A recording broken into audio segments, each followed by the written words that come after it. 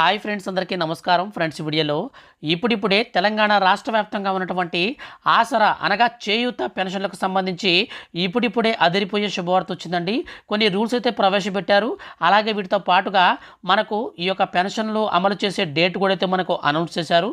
వీడియోలోకి వెళ్ళి పూర్తి వివరాలు తెలుసుకుందాం. వీడియో కనుక నచ్చితే లైక్ చేయండి. ఫ్రెండ్స్, పెన్షన్లకు సంబంధించి ప్రతి చిన్న అప్డేట్ కూడా వచ్చిన వెంటనే మిస్ అవ్వకుండా తెలుసుకోవాలంటే మన ఛానల్ని సబ్స్క్రైబ్ చేసుకోండి. ఇక లేట్ చేయకుండా టాపిక్ని స్టార్ట్ చేద్దాం.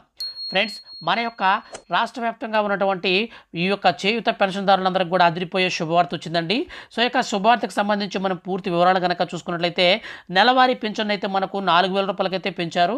ఈ యొక్క పెంచినటువంటి పెన్షన్ విషయంలో ఇంకా ఎవరైనా సరే కొత్తగా అప్లై చేసుకునే వాళ్ళు ఎవరైనా ఉంటే, అంటే అర్హత ఉండి కూడా గత ప్రభుత్వంలో కొంతమందికి పెన్షన్లు అయితే రాలేదు.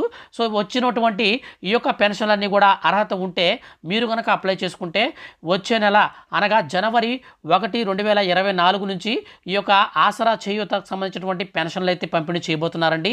అయితే దీనికి సంబంధించి పెంచినటువంటి పెన్షన్లు ఎప్పటి నుంచి అమలు చేయబోతున్నారో దానికి సంబంధించిన పూర్తి వివరాలు అయితే మనకు మరో 2 రోజులు అయితే రాబోతున్నాయి.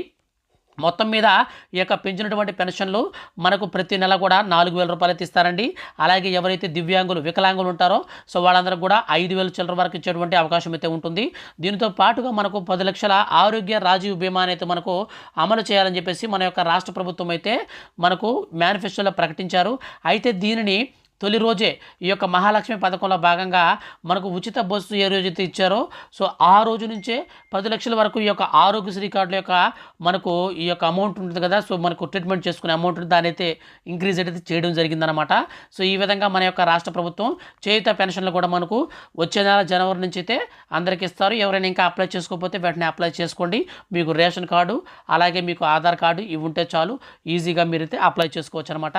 ఫ్రెండ్స్, వీడియో కనుక నచ్చితే లైక్ చేయండి. ఇలాంటి మరిన్ని లేటెస్ట్ అప్డేట్స్ కోసం మన ఛానల్ సబ్స్క్రైబ్ చేసుకోండి. Thank you for watching.